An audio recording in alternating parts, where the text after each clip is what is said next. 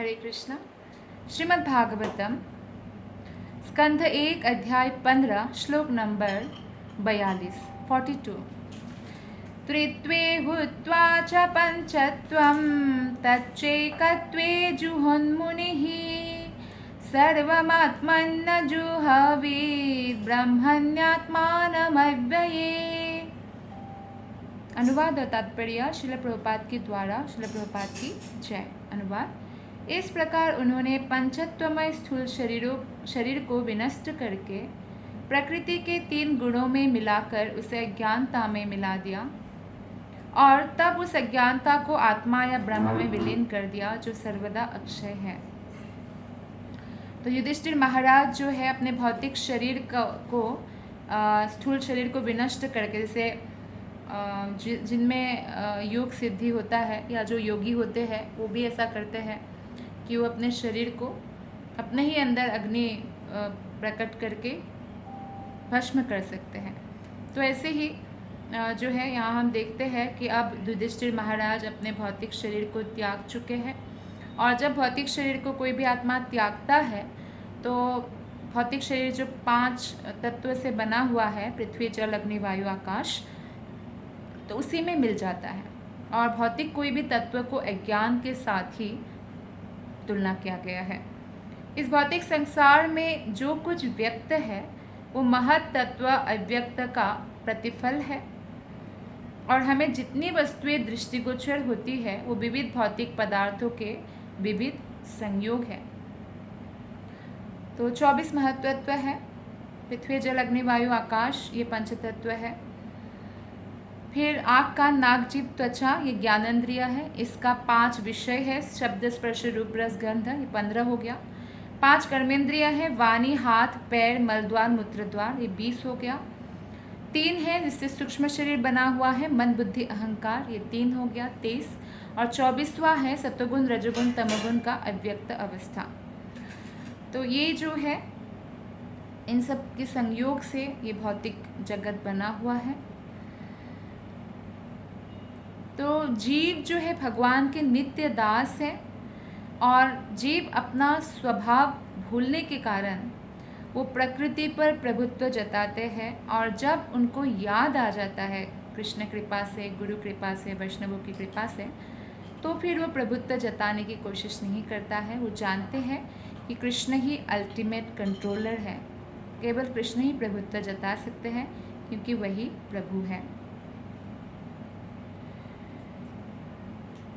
तो मिथ्या धारणा के कारण व्यक्ति सोचता है कि जैसे वो एक शरीर है और शरीर के सुख को ही सर्वोपरि मानता है और इसी कारण उनको बार बार इस संसार में इंद्रिय भोग के लिए आना पड़ता है। इस तरह भौतिकता द्वारा मन के प्रभावित होने का मुख्य कारण है कि भौतिक शक्ति की साथ साथ उत्पत्ति, अर्थात हम जब सत्वगुण रजोगुण तमोगुण इन तीनों गुणों में परे रहते हैं या बंधन में रहते हैं तो हमारा बुद्धि भौतिक ही रहता है और जब हम भगवान श्री कृष्ण की भक्ति के द्वारा सत्वगुण में स्थित होकर फिर सत्वगुण को भी पार कर शुद्ध सत्व में स्थित होते हैं तो पूर्णतः आध्यात्मिक हो जाते हैं। महाराज युधिष्ठिर ने ये जो क्रिया है उसको इस प्रकार किया। शरीर का जो 5 तत्व है, पृथ्वी जल अग्नि वायु आकाश, उनको भौतिक प्रकृति के 3 गुणों में मिला दिया। इससे शरीर के उत्तम मध्यम या निकृष्ट होने का अंतर चला जाता है। जो व्यक्ति में अहम होता है कि मुझे अच्छा शरीर मिला है, कि अच्छा जन्म मिला है, तो वो सब चला जाता है और पुनः गुणात्मक अभिव्यक्तियां भौतिक शक्ति में समाहित हो जाती है।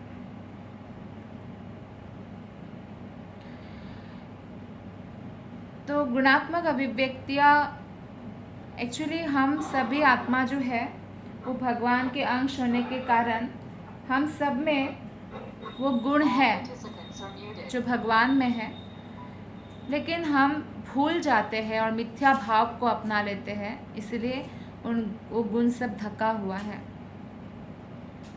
इस तरह जब कोई वैकुंठ लोक के असंख्य लोकों में से किसी एक में विशिष्ट या गोलक वृंदावन में भगवान का पार्षद अगर बनना चाहता है कोई कि कृष्ण का मैं पार्षद बनूं, तो उसे निरंतर यह सोचना होता है कि वो इस भौतिक शक्ति से भिन्न है। भौतिक चीज़ों से उनका कोई सरोकार नहीं है, उनको ये समझना होता है। और अपनी अनुभूति शुद्ध आत्मा या ब्रह्म के रूप में करनी होती है कि मैं ब्रह्म हूँ, मैं परम ब्रह्म के अंश हूँ, आत्मा हूँ, परमात्मा के अंश हूँ, कृष्ण का अंश हूँ। ये उनको निरंतर सोचना होता है और तभी जो है वो आत्मा के लेवल पर कार्य करने के लिए समर्थ होते हैं। महाराज युधिष्ठिर जो थे वो अपना साम्राज्य दिया परीक्षित महाराज को, और फिर वज्र को मथुरा का साम्राज्य दिया, मथुरा का राज्य दिया जो कृष्ण के पुत्र है। उसके बाद उन्होंने वो विश्व का सम्राट थे, पर वो भावना को उन्होंने त्याग दिया और ना ही उन्होंने खुद को कुरुवंश का अग्रणी, जैसे ज्येष्ठ भ्राता है वो, तो पांचों पांडव में से युधिष्ठिर महाराज बड़े थे, तो चारों पांडव उनका हर बात सुनते थे। तो जब ऐसा हुआ कि द्रौपदी से अर्जुन स्वयंवर जीत कर ले आते हैं, तो कुंती महारानी कहती है कि पांचों बांट लो, क्योंकि कुंती महारानी को कहा जाता है कि देखो आज हम क्या भिक्षा लाए हैं। तो बिना देखे वो बोल देती है। तो युधिष्ठिर महाराज स्वयं यमराज का अवतार है, तो वो कहते हैं कि कुंती महारानी की मुख से कभी अधर्म नहीं निकला, उन्होंने कभी अधर्म कार्य नहीं किया, तो उनकी वचन जो निकला है वो भगवान की ही इच्छा है। तो जब ऐसी बातें होती है तो कृष्ण भी आके इस बात की पुष्टि करते हैं कि द्रौपदी ने ही 5 पति का वरदान मांग चुके हैं शिव जी से। तो युधिष्ठिर महाराज इस बात को जो है रखते हैं कि कुंती महारानी कोई भी अधर्मपूर्ण बात गलती से भी नहीं कर सकते हैं, क्योंकि जो भी भगवान के भक्त हैं उनके मुख से जो भी निकलता है वो भगवान कृष्ण की ही इच्छा से होता है। तो फिर भी उनके अंदर ऐसा कुछ नहीं था मैं बड़ा हूँ, मुझे सब लोग सम्मान करें, ऐसा उन्होंने कभी सोचा नहीं। बहुत ही विनम्र थे युधिष्ठिर महाराज। भौतिक संबंधों से एवं स्थूल तथा सूक्ष्म आवरणों के भौतिक बंधन से स्वतंत्रता का यह भाव मनुष्य को भगवान के दास के रूप में कार्य करने के लिए मुक्त बताता है। तो कोई अगर भौतिक जगत में भी है, अगर उन्होंने भगवान कृष्ण के प्रति पूर्ण समर्पण जागृत कर लिया है अपने अंदर, तो भौतिक जगत में रहकर भी वो मुक्त माना जाता है। यह अवस्था इस भौतिक जगत में रहते हुए भी जीवन मुक्त अवस्था कहलाती है। तो इसलिए ऐसे व्यक्ति के सामने कोई भी परिस्थिति आए वो विचलित नहीं होते हैं। भौतिक अस्तित्व को समाप्त करने की यही विधि है। मनुष्य को ना केवल अपने को ब्रह्म समझना चाहिए, ब्रह्म मतलब खुद को आत्मा समझना चाहिए हर मनुष्य को, और एक आत्मा की तरह ही आचरण करना चाहिए। शरीर के लेवल पर कार्य नहीं करना है, आत्मा के लेवल पर करना है, क्योंकि आत्मा परमानेंट है, शरीर टेम्पोररी है, शरीर बदलता रहता है। जो अपने को मात्र ब्रह्म समझता है वो मायावादी या निराकारवादी है, वो अपने आप को आत्मा समझता है। किंतु जो ब्रह्म की भांति कर्म करता है कि मैं कृष्ण का अंश हूँ, मेरा ये कर्तव्य है कि मैं कृष्ण की सेवा करूँ, तो वो शुद्ध भक्त माना गया है। श्लोक नंबर 43। क्षीरवासा निराहारो बद्धवाङ्मुक्तमूर्धजः दर्शयन्नात्मनो रूपं जडोन्मत्तपिशाचवत् अनवेक्षमाणो नीरा गादश्रिन्वन् बधिरो यथा। तत्पश्चात महाराज युधिष्ठिर ने फटे हुए वस्त्र पहन लिए, ठोस आहार लेना बंद कर दिया। अब तपस्वी की भांति वो जो है जीवन निर्वाह कर रहे हैं। ऐसे ही फटा पुराना वस्त्र पहन लिया जैसे एक तपस्वी लोग करते हैं, और जो ठोस आहार है वो लेना बंद कर दिया। जैसे कई सारे जो है वन में वनवास करते हैं, वानप्रस्थ में जाते तो फल खाते हैं, कोई पत्ता खाते हैं, या कई लोग कई योगी तो हवा भी खाते हैं सिर्फ, या पानी सिर्फ पीते हैं। तो इस तरह जो है उन्होंने भी अपना जितना ज़रूरत है उसके हिसाब से, जितना जीवित रहने के लिए ज़रूरत था उस समय, और वो जानकर गूंगे बन गए और बालों को खोल दिया। इन सबके मिले जुले रूप में वे एक उजड्डा या वृत्तिविहीन पागल की तरह दिखने लगे, और ऐसा जानबूझकर भी करते ताकि जो आम जनता है उनके प्रति आकर्षित ना हो। वे किसी वस्तु के लिए अपने भाइयों पर आश्रित नहीं रहे और वे बहरे मनुष्य की भांति कुछ भी नहीं सुनने लगे। इस प्रकार समस्त जो बाहर की झंझट है उससे वो मुक्त हो गए। राजसी ठाट बात तो छोड़ दिया है, परिवार का प्रतिष्ठा सब कुछ छोड़ दिया, सब त्याग कर दिया। ऐसे रहने लगे जैसे कोई निष्क्रिय पागल व्यक्ति है, ऐसा लगने लगा, और भौतिक विषयों में कुछ भी बोलना बंद कर दिया।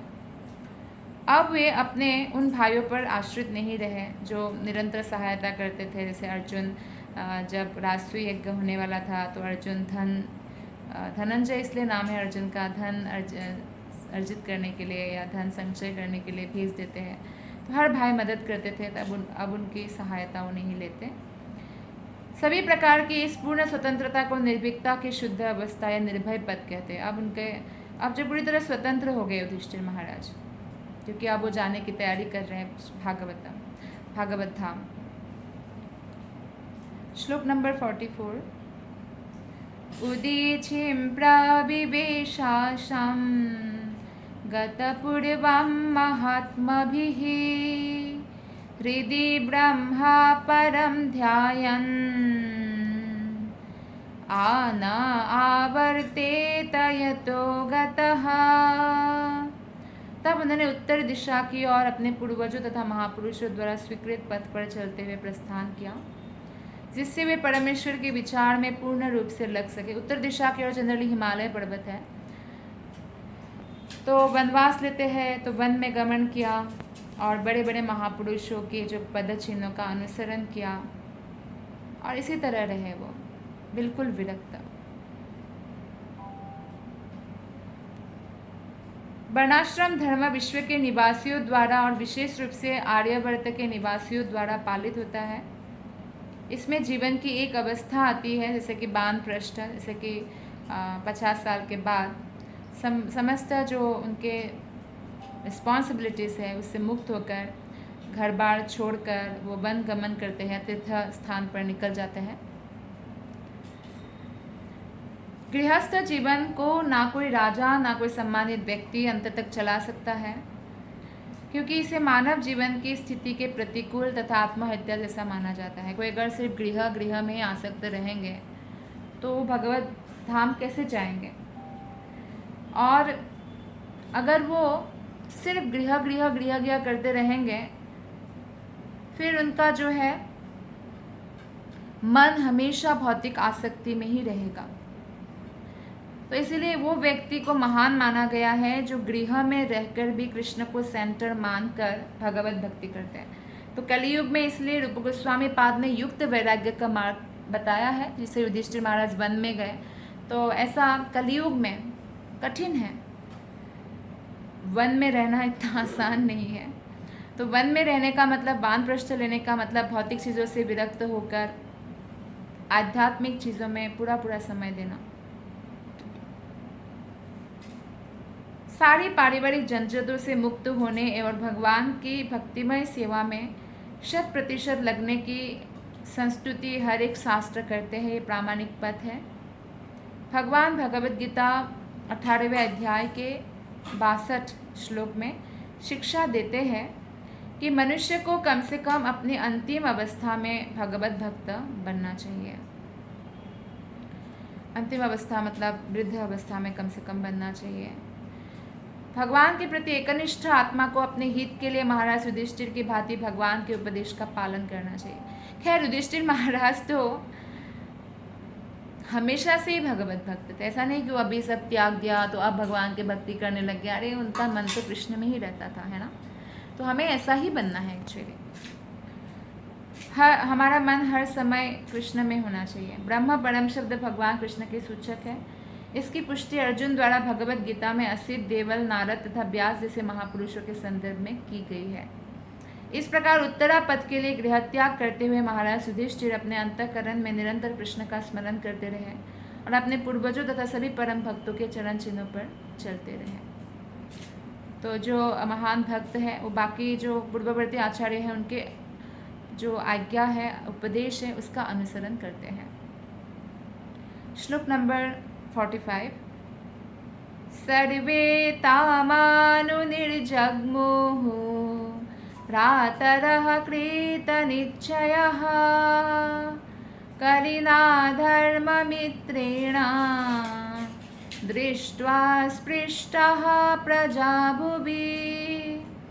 महाराज युधिष्ठिर के छोटे भाइयों ने देखा, भीम, अर्जुन, नकुल, सहदेव ने देखा कि कलियुग का पहले से ही संसार भर में पदार्पण हो चुका है। हिंसा और असत्य ये सब आ चुका है, जो भी कलियुग के लक्षण हैं। और राज्य के नागरिक पहले से ही अधर्म द्वारा प्रभावित हैं। अतएव उन्होंने बड़े भाई के चरण चिन्हों का अनुगमन करने का निश्चय किया, भीम, अर्जुन, नकुल, सहदेव ने, क्योंकि वो लोग बहुत ही आज्ञाकारी भ्राता थे और वो हमेशा से जीवन के परम उद्देश्य को जानते थे कि कृष्ण को प्रसन्न करना, कृष्ण का प्रेम पाना ही उद्देश्य है। सनातन धर्म के नियम के अनुसार जब आधा आयु बीत जाता है, जैसे मनुष्य का आयु है 100 साल, उसमें से अगर 50 वर्ष बीत जाता है तो गृहस्थ जीवन से विरक्त होकर आत्मा साक्षात्कार में प्रवृत्त होना चाहिए। ये शास्त्रों का नियम है इन जनरल। लेकिन कलियुग में जो है व्यक्ति विवाह भी जल्दी नहीं करते और बच्चे भी लेट करते हैं। तो मान लीजिए किसी का लेट बच्चा हुआ तो हो सकता है वो 50 साल में समस्त रिस्पॉन्सिबिलिटी से मुक्त ना हो। अगर मान लीजिए वो 60 ईयर्स में मुक्त हो जाए तो तभी से वो फुल टाइम भक्ति ज्वाइन कर लेना चाहिए और देर नहीं करना चाहिए। ऐसा ही पूर्ववर्ती आचार्य और शास्त्रों का जो है विचार है और निर्देश भी है। तो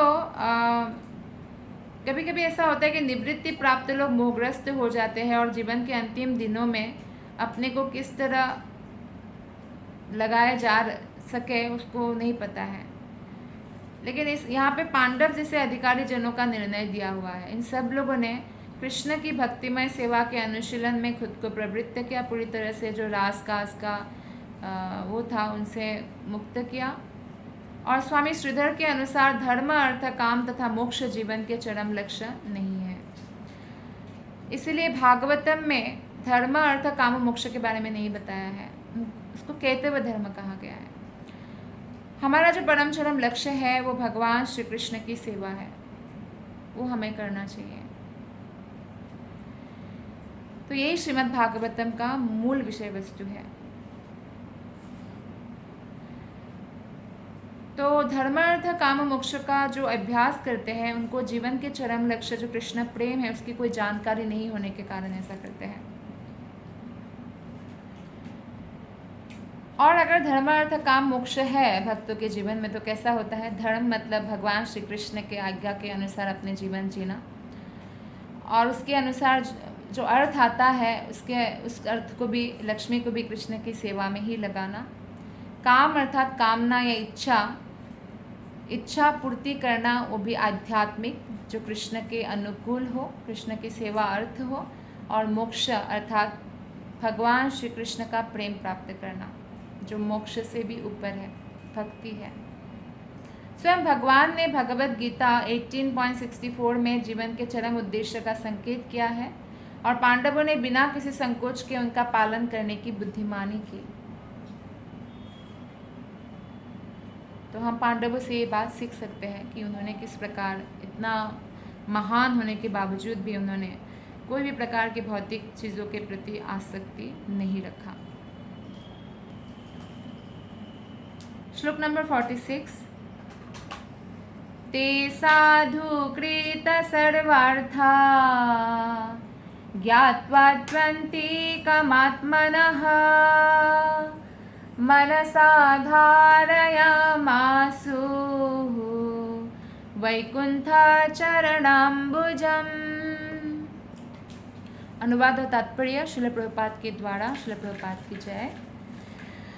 उन्होंने धर्म के सारे नियम संपन्न कर लिए थे पांडवों ने, अतएव उनका यह निश्चय ठीक ही था कि भगवान की चरण कमल ही सबों के चरम लक्ष्य है। अतएव उन्होंने बिना व्यवधान के उनके चरणों का ध्यान किया। हम देखते हैं कि लक्ष्मी देवी पाद सेवनम के लिए प्रख्यात है। भगवान नारायण उनको हृदय में स्थान देते हैं, पर लक्ष्मी देवी उनके चरणों की सेवा करते हैं, क्योंकि भगवान के चरण कमलों का आश्रय जो भी ग्रहण करते हैं वो निश्चित रूप से अपने परम चरम लक्ष्य की प्राप्ति करते हैं। तो पांडवों ने न केवल इस जन्म में बल्कि पूर्व जन्मों में भी बहुत सारे पुण्य कर्म किए। वो भगवान के हमेशा से पार्षद रहे, वो पाप फलों से हमेशा से मुक्त रहे। श्री विश्वनाथ चक्रवर्ती के अनुसार धर्म, अर्थ, काम तथा मोक्ष के नियमों को वे अपनाते हैं जो पाप कर्मों की फलों से मुक्त नहीं है, और जो पाप कर्मों के फलों से मुक्त है वो कृष्ण के प्रति स्वतः आकर्षित अनुभव करते हैं। ऐसे लोग जो पाप कर्मों से मुक्त नहीं है वो 4 नियमों के कलमश यानी धर्म, अर्थ, काम, मोक्ष, अर्थात वो लोग क्या करते हैं, इसीलिए धर्म करते हैं ताकि पैसा कमाया जाए। पैसा कमाएंगे तो क्या करेंगे, वो अपने भौतिक इच्छाओं की पूर्ति करेंगे। फिर बाद में जब इच्छाओं का पूर्ति करते करते करते करते विरक्त हो जाएंगे तो बोलते हैं हम मोक्ष तक पहुंच जाएंगे। लेकिन इसको कलमश बोला गया है, कलमश है, इससे प्रभावित नहीं होना चाहिए। इसलिए वो लोग वैकुंठ पति भगवान श्री कृष्ण को अपना नहीं पाते। वैकुंठ विश्व भौतिक आकाश से बहुत दूर स्थित है। भौतिक आकाश दुर्गा देवी या भगवान की भौतिक शक्ति के अधीन है, किंतु वैकुंठ विश्व की व्यवस्था भगवान की निजी शक्ति द्वारा होती है। तो भगवान की बहिरंगा शक्ति है दुर्गा देवी, तो भौतिक जगत चलाती है, पर आध्यात्मिक जगत जो है भगवान की अंतरंगा शक्ति द्वारा परिचालित होती है। श्लोक नंबर 47 और 48। तद्ध्यानोद्रिक्तया भक्त्या विशुद्धाधीषणः परे तस्मिन्नारायण पदे एकान्तामातयो गतिम् अवापुर्दुरवापां ते असद्भिर्विषयात्मभिः विधुतकल्मषास्थानं विरजेनात्मनैव हि। इस प्रकार भक्तिभाव से निरंतर स्मरण करने से उत्पन्न भक्तिमय शुद्ध चेतना के द्वारा उन्होंने आदि नारायण भगवान कृष्ण द्वारा अधिशासित वैकुंठ लोक प्राप्त किया। यहाँ पे पांडवों के बारे में बताया जा रहा है कि पांडव वैकुंठ लोक प्राप्त करते हैं और निरंतर भक्तिभाव से वो भगवान का हमेशा से स्मरण करते थे, और अब तो राजकाज छोड़कर पूर्णतया शरणागत हो गए। ये जो वैकुंठ लोक है केवल उन्हें प्राप्त होता है जो अविचल भाव से एक परमेश्वर का ध्यान धरते हैं, विचलित नहीं होते हैं और हमेशा भगवान कृष्ण के चरण कमलों का ध्यान करते हैं, नाम जप करते हैं। भगवान श्री कृष्ण का यह धाम गोलक वृंदावन कहलाता है, और यह उन व्यक्तियों को प्राप्त नहीं होता जो जीवन की भौतिक अवधारणा में लीन रहते हैं। जो भगवान के शरणागत नहीं होते उनको प्राप्त नहीं होता है। लेकिन समस्त भौतिक कलमश से पूर्ण रूप से शुद्ध होने के कारण पांडवों ने अपने इसी शरीर में उस धाम को प्राप्त किया। तो ये पांडवों के प्रति विशेष कृपा है भगवान की। जब तक पांडव धरातल में थे भगवान स्वयं उनकी सेवा करते थे, वो इतना पांडवों से प्रेम करते थे, क्योंकि पांडव इतना प्रेम कृष्ण से करते थे। और आज भी जब उन्होंने भगवान कृष्ण के प्रति पूर्ण शरणागत हुए तो उसी शरीर में वो भगवान के धाम को प्राप्त करते हैं। तात्पर्य में श्रील प्रभुपाद जी लिखते हैं कि श्रील जीव गोस्वामी के अनुसार यदि कोई व्यक्ति सत्व, रजो तथा तमो गुणों से मुक्त हो और अध्यात्म में स्थित हो वो शरीर परिवर्तन हुए बिना ही जीवन की चरम सिद्धि प्राप्त कर सकते हैं। ज़रूरी नहीं है उनको मरना ही पड़ेगा, शरीर छोड़ना ही पड़ेगा, तब वो जो है कृष्ण प्रेम प्राप्त करेंगे। इसी जीवन में भी वो प्राप्त कर सकते हैं। श्री सनातन गोस्वामी ने हरिभक्ति विलास नामक अपनी कृति में कहा है कि कोई भी व्यक्ति प्रामाणिक गुरु के पथ प्रदर्शन में आध्यात्मिक अनुशासनात्मक कर्म करके द्विजन्मा ब्राह्मण की सिद्धि प्राप्त कर सकता है। ठीक उसी तरह जिस प्रकार एक रसायन शास्त्री रासायनिक प्रक्रिया से पित्तल जैसे किसी धातु को सोने में बदल देता है, तो अगर कोई व्यक्ति प्रामाणिक गुरु की आज्ञा का पालन करते हैं और आध्यात्मिक जो अनुशासन है उसका दृढ़तापूर्वक पालन करते हैं, तो तुरंत द्विजन्मा ब्राह्मण की सिद्धि प्राप्त कर सकते हैं। उदाहरण देते हैं श्रील प्रभुपाद जी कि रसायन शास्त्री रासायनिक प्रक्रिया से पित्तल को सोने में बदल देता है। आप देखिए सीता मैया जो है उनके जीवन में जब वो विवाह होकर आई, उसके बाद ही उनको उनके पति श्री रामचंद्र जी को वनवास मिला। तो रामचंद्र उनको वनवास ले जाना नहीं चाहते थे, पर सीता देवी जो है उन्होंने रामचंद्र से कहा कि एक पतिव्रता स्त्री की कर्तव्य है कि पति का साथ हर परिस्थिति में दे, तो इसलिए मैं ये निवेदन करती हूँ कि आप मुझे अपने साथ ले जाएं।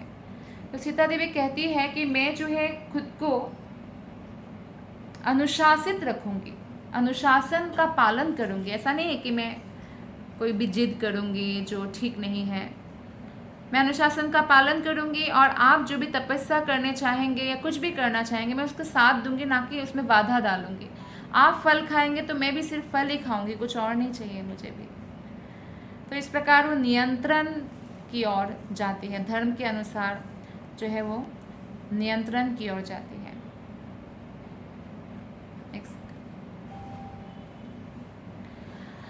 और वो इतने दयालु है क्योंकि भक्त है रामचंद्र के, सीता देवी स्वयं लक्ष्मी है एक्चुअली। तो इतने दयालु है कि जब अशोक वाटिका में जब रावण का वध करने के बाद अशोक वाटिका आए हनुमान जी और उन राक्षसियों को मारना चाहा जो सीता देवी को तंग करते थे, सीता देवी उनको क्षमा कर देती है और कहते हैं कि ये सब मेरे पूर्व जन्मों के पाप की वजह से मुझे कष्ट मिला। ये लोग तो बस रावण का आज्ञा पालन कर रहे थे, अपना कर्तव्य कर रहे थे, तो इनको क्षमा कर दो। इतनी क्षमाशीलता है। और जब पुष्पक विमान में अयोध्या जा रहे थे बानर सहित, तो उन्होंने एक इच्छा व्यक्त की रामचंद्र के सामने कि अगर ये बानरों की पत्नियां भी साथ आती तो अच्छा होता। सीता मैया ऐसी अकेली स्त्री थी, बाकी सब बानर सेना, हनुमान, सुग्रीव, राम, लक्ष्मण। तो रामचंद्र ने उनकी इच्छा पूर्ति की, सब बानर की स्त्रियों को भी अयोध्या लाया गया। और उनके हृदय में इतनी कृतज्ञता है कि जब हनुमान जी ने उनका कितना सहायता किया, राम की कितनी सहायता किया, तो वो नहीं भूले। और राम ने जो प्रेम से उनको एक हार उपहार दिया था, उस बहुमूल्य हार को कृतज्ञता के तौर पर हनुमान को दे दिया। सीता देवी का जो चरित्र है, गुण है, उनको दशरथ महाराज ने पहले ही देख लिया था, ससुर ने तभी बताया था कि आप इतिहास में सबसे यशस्वी स्त्री के रूप में आप जाने जाओगे, आपके इतना सुंदर व्यवहार के कारण। तो ये एक भक्त का जो है कैरेक्टर होता है, चरित्र होता है, जो हमें सीता देवी से या श्रीमती राधा रानी से सीख सकते हैं कि कितना समर्पण का भाव उनमें था, कितनी क्षमाशीलता थी। तो इस प्रकार अगर कोई व्यक्ति ऐसा बनना चाहते हैं जिससे वो कृष्ण के प्रिय बने, तो उनको प्रामाणिक गुरु का आश्रय लेना चाहिए। सीता मैया जब वनवास में थी तो अनुसुईया देवी सती स्त्रियों में अग्रणी है, उनसे भेंट हुआ था, उनके आश्रम में गए थे रामचंद्र अत्रि मुनि के। तो सीता मैया को उन्होंने स्त्री से रिलेटेड बहुत सारे शिक्षा प्रदान किया। सीता मैया स्वयं लक्ष्मी है, उनको सब कुछ मालूम है, फिर भी उन्होंने सारे शिक्षाओं को विनम्रतापूर्वक ग्रहण किया, अपना सौभाग्य माना। तो ऐसे ही हमें गुरु की आज्ञा को या जो अग्रणी वैष्णव है उनकी आज्ञाओं को पालन करना चाहिए। इससे हमारा आत्यंतिक कल्याण होता है। तो शरीर परिवर्तन के बिना ही ब्राह्मण बनने के लिए कोई चांडाल परिवार में भी जन्मा है, अगर वो भगवान के शुद्ध भक्ति में प्रवृत्त है तो वो ब्राह्मण बन जाते हैं। उनको शरीर चेंज करने की ज़रूरत नहीं है। और शरीर परिवर्तन बिना करे भगवत धाम जाने में वास्तविक मार्गदर्शन का महत्व होता है। ऐसा नहीं कि नहीं जा सकते, शरीर छोड़ना ही पड़ेगा करके भी नहीं है। कई भक्त गए हैं अपने उसी शरीर में, क्योंकि वो शरीर जो है आध्यात्मिकीकरण हो जाता है। इसलिए आपने देखा कि जैसे जो सन्यासी पूरा जीवन कृष्ण के नाम कर दिया, उनका जब शरीर वो छोड़ते हैं तो शरीर को जलाया नहीं जाता है, साधारण शरीर जैसा व्यवहार नहीं किया जाता, उनका समाधि बनाया जाता है और उस समाधि के पास बैठकर हरिनाम जप किया जाता है, परिक्रमा किया जाता है। इससे हमें शक्ति मिलती है। श्रील जीव गोस्वामी की टीका है कि यहाँ ही शब्द का उपयोग इस सत्य की पुष्टि करता है कि इस वास्तविक स्थिति के विषय में कोई संदेह नहीं है। भगवद गीता 14.26 में भी श्रील जीव गोस्वामी के इस कथन की पुष्टि होती है, जब भगवान कहते हैं कि जो अविचल भाव से विधिपूर्वक भक्ति करता है वो भौतिक प्रकृति के तीनों गुणों के कल्मश को लांघ करके ब्रह्म सिद्धि प्राप्त कर सकता है। और जब भक्तिमय सेवा के स्वयं स्फूर्त आचरण द्वारा ब्रह्म सिद्धि को और भी उन्नत बनाया जाता है तो इसमें जरा भी संदेह नहीं रह जाता कि उसे बिना शरीर परिवर्तन की गोलक वृंदावन प्राप्त होता है, जैसा बिना शरीर परिवर्तन के भगवान के अपने धाम लौटने के संबंध में हम पहले ही बता चुके हैं। तो ये विशेष अवस्था प्राप्त जो व्यक्ति है तो उनको ज़रूरी नहीं है कि शरीर चेंज ही करना पड़ेगा, उस शरीर में भी वो भगवत धाम जा सकते हैं, जैसा कि पांडवों के केस में हमने देखा। श्लोक नंबर 49। विदुरोऽपि परित्यज्य प्रभासे देहमात्मनः कृष्णावेशेन तच्चित्तः प्रीतिभिः स्वाक्षयं ययो। तीर्थाटन के लिए गए हुए विदुर ने प्रभास में अपना शरीर त्याग दिया। चूँकि भगवान कृष्ण के विचार में मग्न रहते थे, हमेशा विदुर बहुत बड़े भक्त हैं, अतएव उनका स्वागत पितृलोक के निवासियों ने किया, जहाँ वे अपने मूल पद पर लौट गए। विदुर कौन है? विदुर यमराज हैं। मंदुक ऋषि ने उनको श्राप दिया था, क्योंकि एक बार ऐसा हुआ कि मंदुक ऋषि के आश्रम में कुछ चोर घुस गए, तो तब जो है राजा के सेना ने सोचा कि मंदुक ऋषि भी इनसे मिला हुआ है। तो फिर राजा ने नहीं पता क्या इतना, तो सूली पर चढ़ाया, तो सूली उनको भेद नहीं पाए। तो राजा को पता चला कि बहुत बड़े मुनि हैं, पर राजा को माफ़ कर दिया मंदुक ऋषि ने कि ये राजा कोई दोष नहीं है, मुझे क्या करना है क्या मिलेगा नहीं मिलेगा यमराज डिसाइड करते हैं। तो यमराज के पास हम लोग चले गए। तो यमराज से पूछा कि ऐसा क्यों हुआ। तो यमराज ने कहा जब आप छोटे थे तो आप ऐसे ही जो कीट होते थे उनको सुई चुभाकर कष्ट देते थे, इसलिए। तो उन्होंने कहा मंदुक ऋषि ने, क्या आपको लगता है आप ही सिर्फ धर्म जानते हैं? आपको मालूम है कि 5 साल से कम उम्र में जो भी पाप भी करते वो लगता नहीं है। तो मैं तो उस समय 5 से कम उम्र का था, और 5 से 11 जो उम्र होता है उसमें जो बच्चा पाप करते हैं वो माता पिता को लगता है, तो ये माता पिता की रिस्पॉन्सिबिलिटी होता है। तो उस समय तो 5 साल से कम का था, तो इसीलिए श्राप देते हैं कि जाओ शूद्र बन जाओ, तो विदुर बनते हैं। एक्चुअली यमराज ये इच्छा करते हैं, क्योंकि वो हमेशा ये पापी लोगों को दंड देने में लगे रहते, तो उनका मन में इच्छा जागृत हुआ कि मैं भी क्यों ना प्रचार प्रसार करूँ भगवत नाम का। तो भगवान श्री कृष्ण ने मंदुक ऋषि के श्राप के द्वारा उनको मौका दिया विदुर बनने का, और विदुर बनकर शूद्र पुत्र है लेकिन महान विद्वान है। एक्चुअली जो व्यास देव के पुत्र है, क्योंकि माता सत्यवती ने व्यास देव को बुलाया था ना, जिससे अंबिका अंबालिका से धृतराष्ट्र और पांडु जन्मे। लेकिन एक दासी को भेज दिया अंबिका ने, तो दासी से विदुर का जन्म हुआ। तो फिर विदुर जो है अब फिर से अपने पितृलोक का वो राजा है, तो वहाँ चले गए। यमलोक का राजा है वो यमराज है। पांडवों तथा विदुर में अंतर इतना ही है कि पांडव भगवान के नित्य संगी है, लेकिन विदुर जो है यमराज है।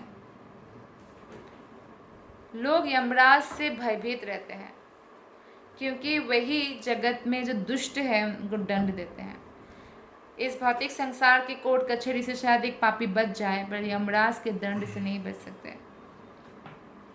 किंतु जो भगवान के भक्त हैं उन्हें यमराज से कोई डर नहीं लगता। वो तो यमराज की पूजा करते हैं, 12 महाजनों से एक जानकर आदर करते हैं। वे भक्तों के सूर्य मित्र है यमराज। यमदूतों को जब अजामिल का केस हुआ था तो यमदूतों को उन्होंने सलाह दिया था कि कभी भी कृष्ण भक्त के पास मत जाना, उनको कभी भी हमारा दंड देने का अधिकार नहीं, वो अधिकार सिर्फ भगवान को है।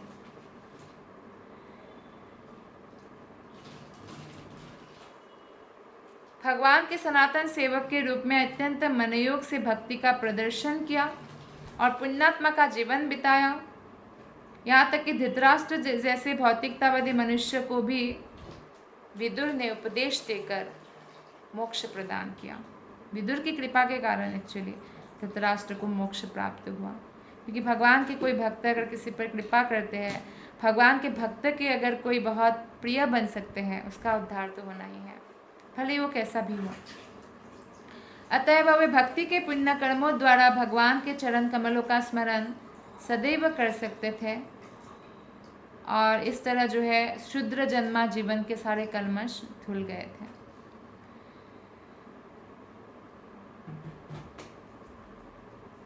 देवता जो होते हैं, जैसे कि यमराज 12 महाजनों में से एक है, वो भगवान के पार्षद ही है, किंतु उन्हें भगवान का व्यक्तिगत जो संग है जैसे पांडवों को प्राप्त होता है वैसे प्राप्त नहीं हो पाता, कि प्रत्यक्ष पार्षदों को उनका निरंतर संग प्राप्त होता रहता है। भगवान तथा उनके निजी पार्षद निरंतर विभिन्न ब्रह्मांडों में अवतरित होते रहते हैं और भगवान जो है सभी पार्षदों को स्मरण रखते हैं। जैसे आप कहीं पे मान लीजिए कई कॉलेज में आप प्रोफेसर बहुत बैचेस आता है, आपको सबका नाम याद रखना मुश्किल है, राइट? या ऑफिस में भी इतना बड़ा ऑफिस है, सबका नाम याद रखना मुश्किल है सारे एम्प्लॉयज़ का, लेकिन भगवान सबका नाम स्मरण रख सकते, इसलिए वो भगवान है। लेकिन भगवान के सूक्ष्म अक्षर अंश है हम, इसलिए हम भूल जाते हैं ये बात। अत्यंत सूक्ष्म होने के कारण इस तरह भूलना सहज है। इसकी पुष्टि भगवत गीता में भी बताया गया है। अर्जुन को बताते हैं कृष्ण कि आप और आपका और मेरा जन्म बहुत बार हो चुका है, पर मुझे सब याद है और आप भूल चुके हो।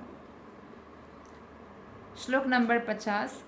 द्रौपदी च तदज्ञाया पतिनामानपेक्षताम् वासुदेवे भगवती एकांतामतिरापतम्। द्रौपदी ने भी देखा कि उसके पतिगण अपनी पत्नी द्रौपदी की परवाह के बिना घर छोड़ रहे हैं। वे भगवान वासुदेव कृष्ण को भलीभांति जानती थी। द्रौपदी तो शुद्ध भक्त है, वो कृष्ण उनको अपने सखा मानते हैं, बहन मानते हैं। अतएव वे द्रौपदी और सुभद्रा दोनों भगवान कृष्ण के ध्यान में लीन हो गई और अपने अपने पतियों की सी गति प्राप्त किया, भगवत धाम चली गई। हवाई जहाज उड़ाते समय कोई किसी दूसरे जहाज़ों को संभाल नहीं सकता। हर एक पायलट को अपना जहाज़ चलाना होता है ना। अगर कोई संकट आ भी जाए, उस अवस्था में 2 जहाज़ उड़ रहे हैं, एक जहाज़ दूसरे जहाज़ की मदद नहीं कर सकता है, सबको अपना अपना जहाज़ उड़ाना है। उसी प्रकार जीवन के अंत में जब हर एक को भगवत धाम जाना है, तो एक दूसरे पर निर्भर ना रहकर स्वयं को संभालना पड़ता है। हाँ, उड़ने पूर्व जमीन पर सहायता की जा सकती है, मृत्यु से पूर्व एक दूसरे को सहायता किया जा सकता है, मृत्यु के समय उनको खुद ही उड़ना होता है, अपने कॉन्शियसनेस को, चेतना को भगवान में लगाना होता है। इसी प्रकार किसी के जीवन काल में उसे गुरु के द्वारा अपने माता पिता, संबंधी, पति या अन्य लोग हेल्प कर सकते हैं, सहायता कर सकते हैं। किंतु भवसागर पार करते समय हर एक को खुद की परवाह करनी होती है। इसलिए कहा गया कि हर एक को भक्ति करनी चाहिए कलयुग में। और जो प्राप्त उपदेश है आचार्य लोगों का, वैष्णव आचार्य लोगों का, वो हमें पालन करना होता है, उसका उपयोग जीवन में करना होता है, उससे हमें अनुभव प्राप्त होते हैं। द्रौपदी के 5 पति थे, किंतु किसी ने नहीं कहा कि चलो द्रौपदी। द्रौपदी को अपने महान पतियों की प्रतीक्षा के बिना अपनी परवाह स्वयं करनी थी, क्योंकि वो ट्रेंड थी, प्रशिक्षित थी, ऑलरेडी वो शुद्ध भक्त थी। तो तुरंत उन्होंने भगवान वासुदेव पर ध्यान किया। पत्नियों को भी उसी तरह पतियों जैसी गति प्राप्त हुई, अर्थात सुभद्रा को भी वही गति प्राप्त हुई, द्रौपदी को भी। वे बिना शरीर बदले ही भगवत धाम पहुंच गए। शरीर को बदलने की आवश्यकता नहीं है। 5 पांडवों ने भी ऐसा ही किया। तो श्री विश्वनाथ चक्रवर्ती ठाकुर का मत है कि द्रौपदी तथा सुभद्रा दोनों को एक सा ही फल मिला। तो उन दोनों को अपना जो भौतिक शरीर है वो त्यागना नहीं पड़ा। सुभद्रा तो कृष्ण की बहन थी, कृष्ण की भक्तन थी। सुभद्रा एक्चुअली दुर्गा देवी का ही रूप था, और दुर्गा देवी भगवान के भक्त हैं। तो इस प्रकार हम देखते हैं कि पांडव और उनके दोनों पत्नी द्रौपदी और सुभद्रा बिना शरीर त्यागे भगवत धाम में प्रवेश करते हैं। बहुत बहुत धन्यवाद। हरे कृष्ण।